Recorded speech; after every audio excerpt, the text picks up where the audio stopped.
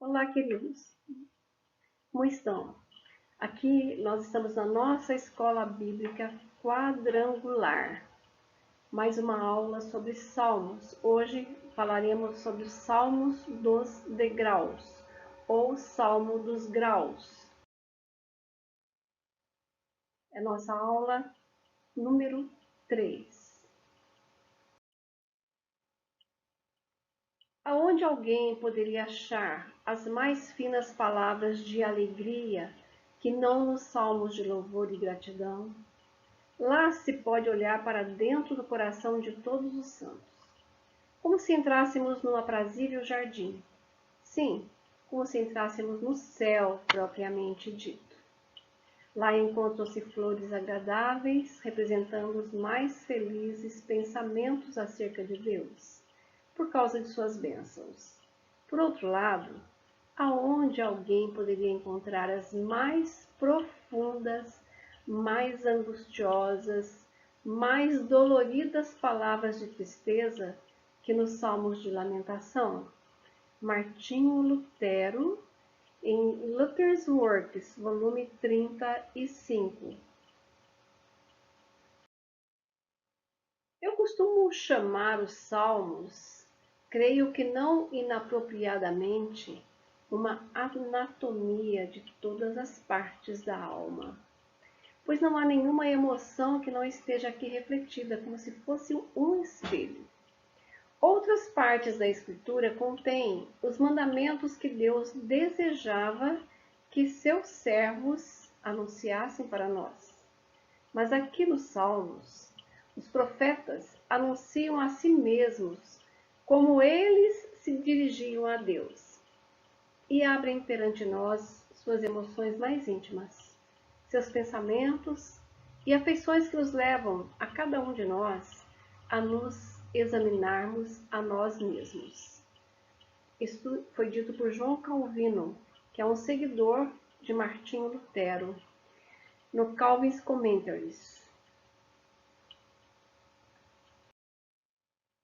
O fato de que o orador no Salmo usa o pronome da primeira pessoa singular, eu, ou plural, nós, em muitos casos, representa a comunidade toda e não o salmista exprimindo suas próprias emoções.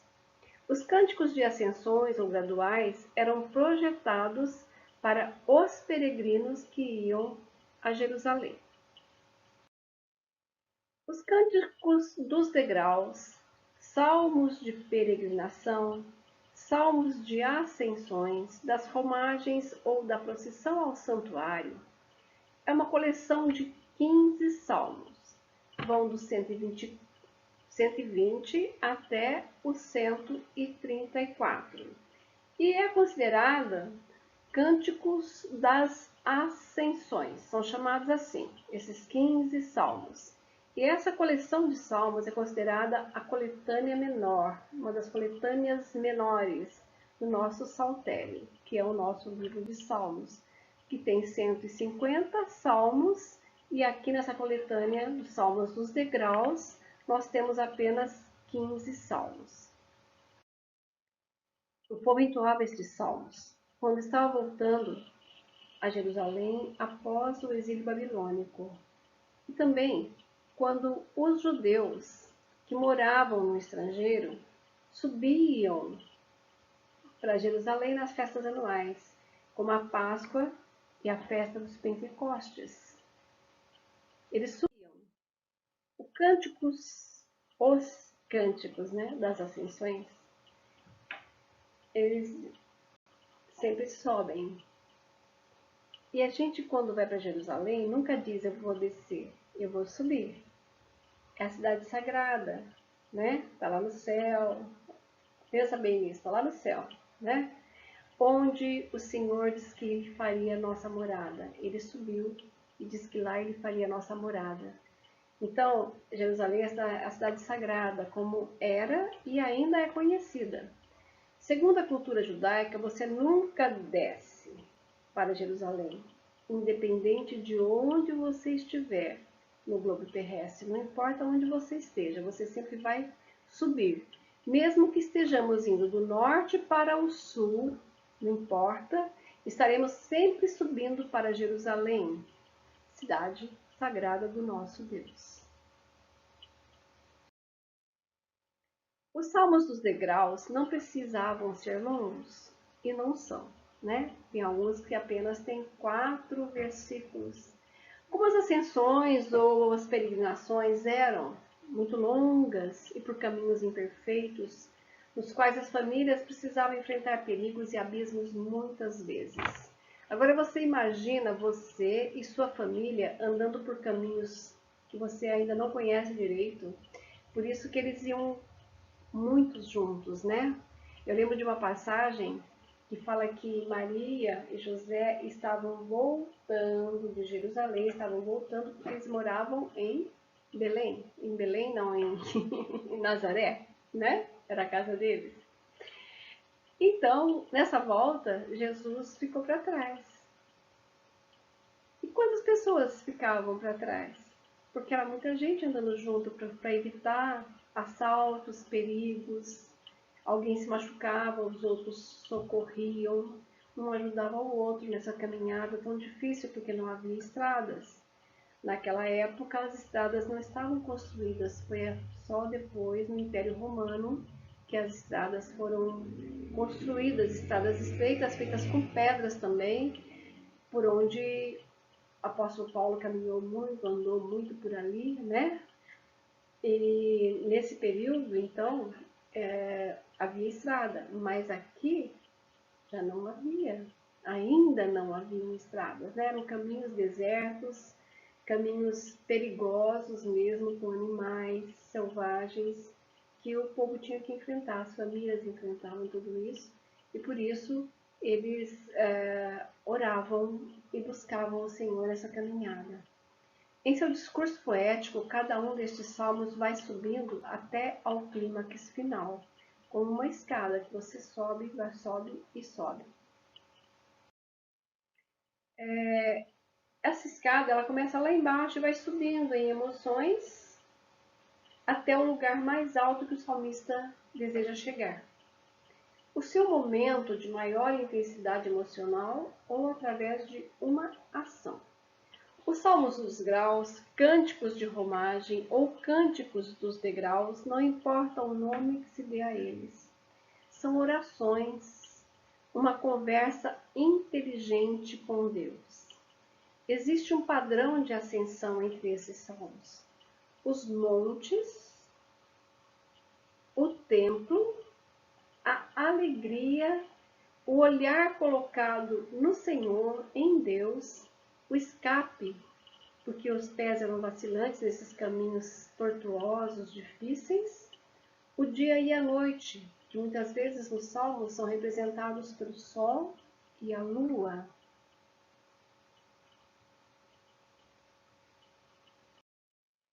O Salmo 121 até o 123 é o que nós queremos comentar.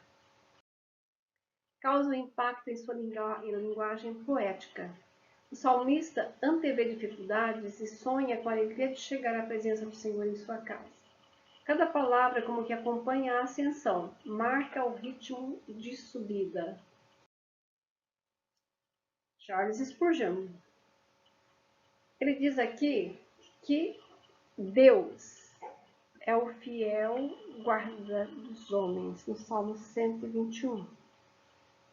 É a canção de um soldado, assim como o hino de um viajante, há uma ascensão no salmo em si que atinge a máxima elevação de confiança tranquila. Essa é a frase do Charles Spurgeon a respeito do Salmo 121. O salmista começa com um olhar, um aparente problema. Qual é o problema que ele enxerga? Os montes. E pergunta, de onde me virá o socorro? Não será dos montes, com certeza. Lugares altos, onde o culto idólatra aos balaíns era feito. Lembram da mulher do poço que Jesus encontrou em João 4? Ele pediu água a ela. Tiveram uma longa conversa. E no final dessa conversa, ela perguntou onde devia adorar, se era nos montes ou se era em Jerusalém. Monte não é lugar de adoração. Mas o salmista responde a ele mesmo, o que vem do coração, do seu coração, ele responde. O meu socorro vem do Senhor. O peregrino agora sabe com quem ele pode contar. E então relata os sinais, o que pode acontecer nessa caminhada. Os montes, o sol e a lua, os pés que podem vacilar, o abismo que está subentendido, uma subida árdua, mas realmente com um final muito feliz. O Senhor guardará a tua entrada e a tua saída, desde agora e para sempre. Salmos 121, versículo 8. E assim é a ascensão desse salmo, que começa com uma pergunta, uma dúvida, e chega até uma resposta muito satisfatória para quem está andando num caminho tão deserto. Salmo 122, oração pela paz de Jerusalém. Davi escreveu esse salmo para que o povo cantasse no momento de sua ida às festas santas em Jerusalém. As paredes triplas, tudo ao redor dos peregrinos, ajudou a explicar as palavras que cantavam dentro de suas fortificadas muralhas, suas paredes grandiosas. Uma voz liderava o salmo com o seu eu pessoal.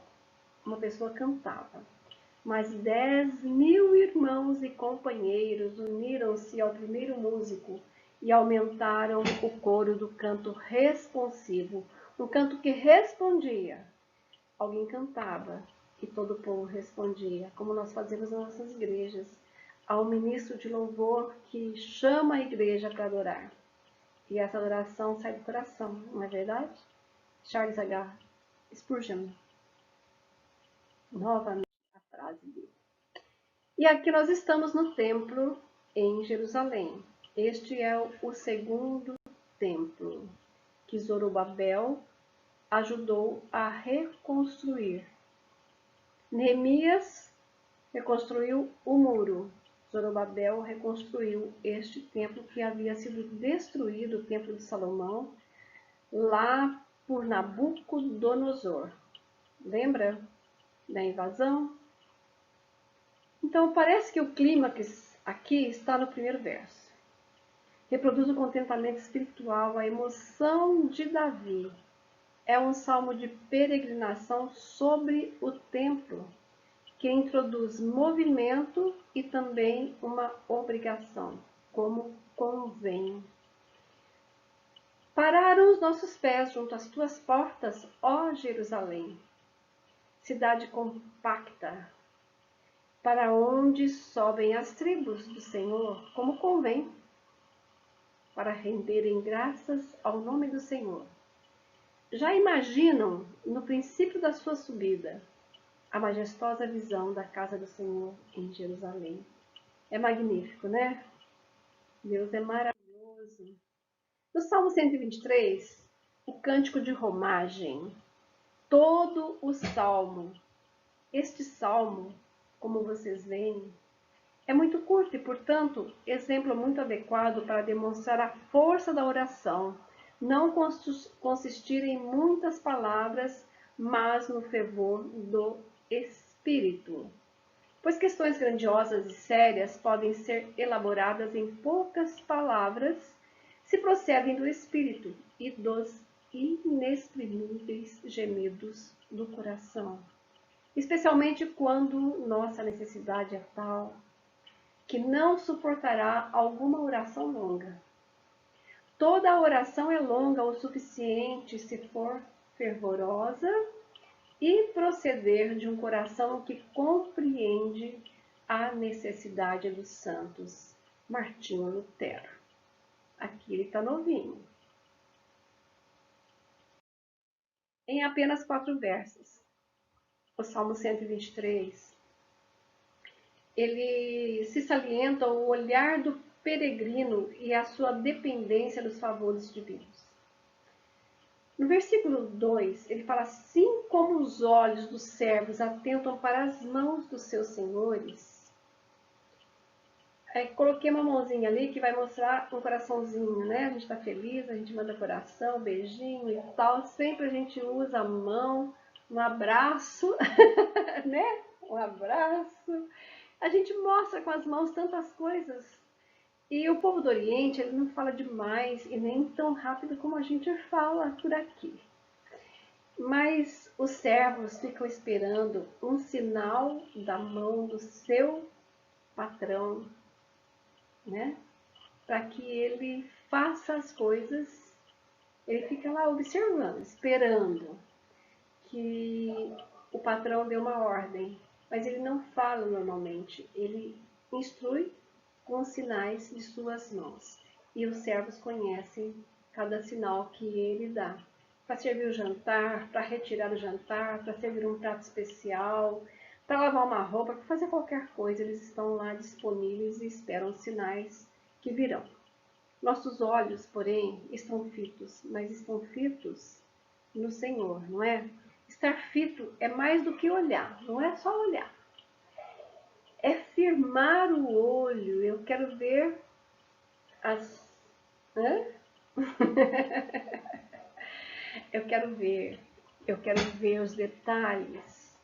É firmar o olho constantemente, com paciência e submissão, sujeitando nossas afeições, vontades e desejos à vontade daquele que é maior, à vontade do nosso Deus.